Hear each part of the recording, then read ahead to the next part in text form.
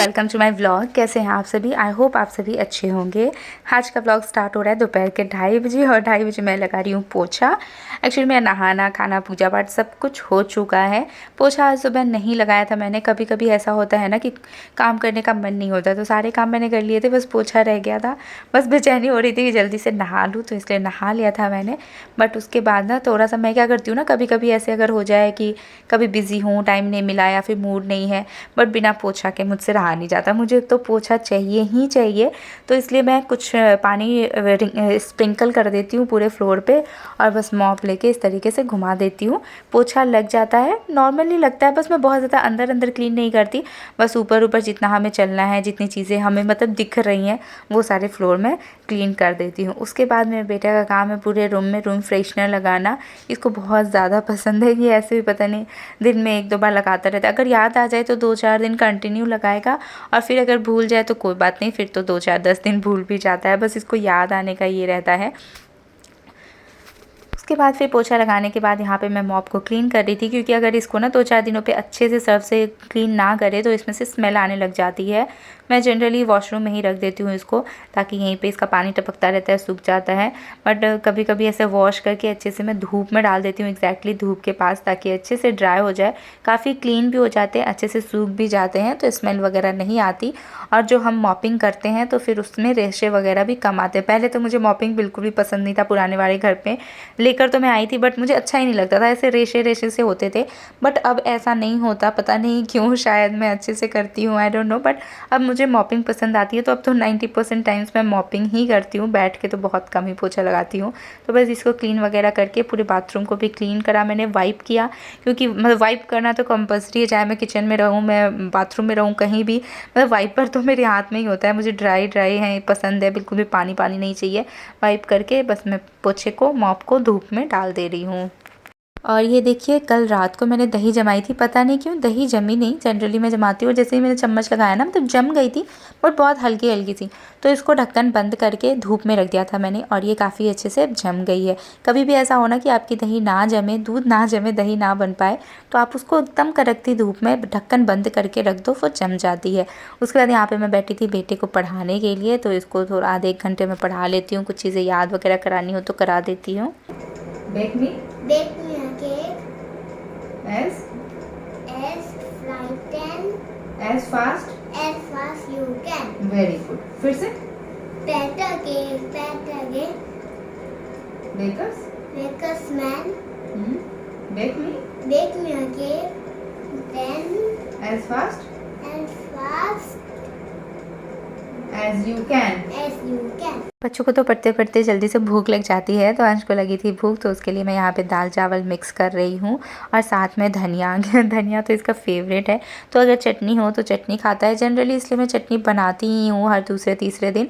But कभी ऐसा होता है ना कि चलो आप नहीं बना पा रहे हो, तो इसको धनिया भी कम से कम काट के चाहिए छोटे छोटे पीसेज में, और इसके दाल चावल में मिक्स कर दो तो ये बहुत ही शौक से खा लेता है। इनफैक्ट उसमें से भी नहीं, ये चुन चुन के खाता है। पता नहीं इसको धनिया क्यों इतना पसंद है। वैसे पसंद मुझे भी है, बट इतना ज़्यादा क्रेज़ नहीं है जितना मेरे बेटे को है। और क्योंकि मेरा मन हो रहा था कि मैं कुछ खाऊं चटपटा सा। कोई कोई दिन ऐसा होता है ना कि बस मुझे ना पूरे दिन खाने का ही मन करता है, पता नहीं क्यों ऐसा होता है। और कभी कभी तो ऐसा होता है कि मैं एक बार खाना खाती हूँ और बस वही खा के रह जाती हूँ। तो आज खाने वाले दिन था मेरा, तो मेरा मन हो रहा था कि मैगी खाऊं, बहुत दिन हो गए थे। तो बस मैंने एक ही मैगी उबाली, ताकि ज़्यादा ना खाएं हम, हाफ दोनों मम्मा बेटे खा लेंगे। तो बस एक मैगी चढ़ा दी है मैंने, और बहुत ही सिंपल सा मैं मैगी बनाती हूँ, बहुत ज़्यादा ताम झाम मैं नहीं करती। और ज़्यादा वेजिटेबल्स अंश को पसंद नहीं है, मैंने उसको मटर वगैरह ये सारी चीज़ें पसंद नहीं है, इसलिए जब अंश का और मेरा मैगी मैं बनाती हूँ ना, तो वो बहुत ही सिंपल बनाती हूँ। अंश के पापा खाते नहीं मैगी, बहुत ही रेयर खाते हैं, साल में 2-3 बार खाते होंगे। तो जब मैं उनके साथ खाने वाली होती हूँ तो कुछ कुछ चीज़ें मैं डाल लेती हूँ। तो मैगी में सिंपल मैंने धनिया का पत्ता और थोड़ा सा पिज़्ज़ा सीजनिंग, थोड़ा सा चाट मसाला और एक ज़रा सा नमक डाल के बॉईल कर लिया था। और जब तक मैगी बन रही थी, बॉईल हो रही थी, तब तक यहाँ पे मैंने मशीन से कपड़े भी निकाल लिए, जो कि मैंने सुबह ही धुले थे। तो अगर सुबह अर्ली मॉर्निंग में डाल देती हूँ तो ठीक है, डाल देती हूँ, नहीं तो फिर मैं शाम को रात को ही डालती हूँ, क्योंकि फिर ना उसके बाद शाम वगैरह को ना कपड़े बालकनी में टंगे हुए मुझे अच्छे नहीं लगते। या तो दोपहर तक हटा लो, नहीं तो फिर रात को डालो, तो वो ज़्यादा बेटर लगता है। बाद आपकी बालकनी खाली खाली हो, क्योंकि प्लांट्स वगैरह हैं, देखने में फिर अच्छे नहीं लगते, इसलिए मैं नहीं डालती हूँ। जब तक मैंने मशीन से कपड़े निकाले तब तक मेरी मैगी भी बन गई थी और ये मज़ेदार सी मैगी बनकर तैयार है। चलिए इसको खाते हैं। दूध मैंने मीनवाइल बॉयल कर लिया था, इसको भी ढक देते हैं। और बेटा वेट कर ही रहा है कि मम्मा बस मैगी लेकर आए और हम उस पर टूट पड़े। तो यहाँ पे हम दोनों मिलकर करेंगे मैगी को। और उसके बाद फिर शाम का टाइम हो गया था, तो मैंने यहाँ पे शाम की पूजा आरती कर ली है। मुझे मंदिर भी क्लीन करना है काफ़ी, थोड़ा हर ना 10-15 दिन पे गंदे हो ही जाते हैं। और मैं शाम को 3 दिए लगाती हूँ, एक पूजा रूम में, एक तुलसी जी के पास और एक मेन दरवाजे पे। और पूजा रूम वाला जो मेन लाइट है मर्क्यूरी वाला वो ऑफ़ कर देती हूँ, क्योंकि ये मंदिर वाली जो लाइट है ना इससे बहुत अच्छी रोशनी होती है। उसके बाद मैं चली गई थी अंश के साथ नीचे उसको खिलाने के लिए। थोड़ी देर मैंने खिलाया था, बट उसके बाद फिर ना बहुत मच्छर लग रहे थे, तो मैं ऊपर ही आ गई और बालकनी से मैं उसको देख रही थी कि कहीं इधर उधर ना हो जाए। बच्चों के लिए डर लगता है। तो हस्बैंड ना आंवला लेकर आए थे, तो आंवला मतलब मैंने ही मंगवाया है आंवला के अचार रखने के लिए।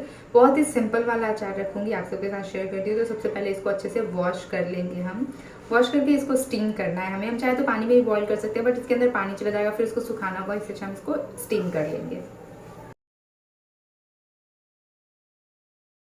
बेटा खेल कर आया था, पता नहीं इसकी आंखों में शायद ना कोई कीड़ा या फिर मच्छर वगैरह चला गया होगा। एकदम रेड रेड सी इसकी आंखें हो रही थी, तो थोड़ी देर के लिए तो मुझे डर लग गया। फिर मैं सोचा नहीं कोई बात नहीं, होता है कभी कभी आंखों में कुछ चला जाए तो हो जाता है। 1-2 दिन देख लेते हैं, अगर कोई प्रॉब्लम हुई है सच तो डॉक्टर को दिखाएंगे। बट अभी वो ठीक है। ये वीडियो लगभग 3-4 दिन पुराना है, तो उसकी आइज़ ठीक हो गई हैं। इसके बाद मैंने इडली वाले स्टीमर में ही पानी डाला और ये आंवला डाल के इसको स्टीम करने के लिए रख दिया था। और बहुत ही जल्दी ये 5-10 मिनट में ही स्टीम हो गई थी, बहुत अच्छे से बॉयल हो गई थी। और तब तक मैं यहाँ पे किचन वगैरह क्लीन किया मैंने। फिर मेरी नज़र गई पानी पूरी पे। आप सब बोलोगे कि मैं कितना खा रही हूँ आज, तो ये लास्ट ही है। इसके बाद मैंने डिनर नहीं किया था, तो डिनर ही समझ लो आज हमारा पानी पूरी हुआ था। और यहाँ पे कुछ चीज़ें आई थी जो कि ग्रॉसरी की, तो वो सारी मैंने सोचा चलो अभी रख देती हूँ। जब तक आलू चढ़ाया है मैंने बॉयल होने के लिए, और उसका जो पानी होता है उसके लिए तो मैं रखती ही हूँ हमेशा आइस करके, तो वो क्यूब रखा ही है। और दाल में ना मैं इस तरीके से हमेशा तेज पत्ता डाल देती हूँ, ताकि दाल जल्दी ख़राब नहीं होती। जो रेगुलर वाली होती है मसूर की, मूंग की और रहर दाल, उसमें नहीं डालती, बट जो चना दाल है ना उसमें ज़रूर डाल देती हूँ। या फिर वो जो होती है ना हमारी उड़द की दाल, उसमें डाल देती हूँ। तो सारी चीज़ें 4-5 चीज़ें थी, उन सबको मैंने रखा है डब्बे में। और डब्बे मैंने 2-3 दिन पहले ही वॉश किए थे, सब अच्छे से ड्राई हो गए थे। तो सबको मैं उनके प्लेस पे रख दे रही हूँ, अरेंज कर दे रही हूँ। और ये है कसूरी मेथी, इसको मैं थोड़ा सुखा दूँगी, उसके बाद ही डब्बे में डालूँगी, तो वो थोड़े से क्रिस्पी टाइप के हो जाते हैं, तो उसका फ्लेवर अच्छा आता है। जब तक मैं इतने सारे काम कर रही थी तब तक आंवला हमारा बॉयल हो चुका था। ये देखिए इस तरीके से अच्छे से पक चुका है।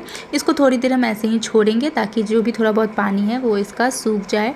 और किचन क्लीनिंग तो मेरी कंटिन्यू चलती ही रहती है। उसके बाद मैंने पानी पूरी भी बना ली थी, बहुत ही यम्मी सी बनी थी। बहुत ही थोड़ा सा बनाया था, ज़्यादा नहीं बनाया था मैंने, क्योंकि हाफ़ पैकेट ही बचा था, तो बहुत ज़्यादा बनाना भी नहीं था मुझे। और ये देखिए यहाँ पे ना की चेन थी जो कि हम उडुपी से लेके आए थे, ये मुझसे ही टूट गई, 2-3 बार गिरी और टूट गई। अंश काफ़ी टाइम से बेचारा बेचैन था इसके लिए, उसको बहुत ज़्यादा पसंद थी और गलती से मुझसे टूट गई।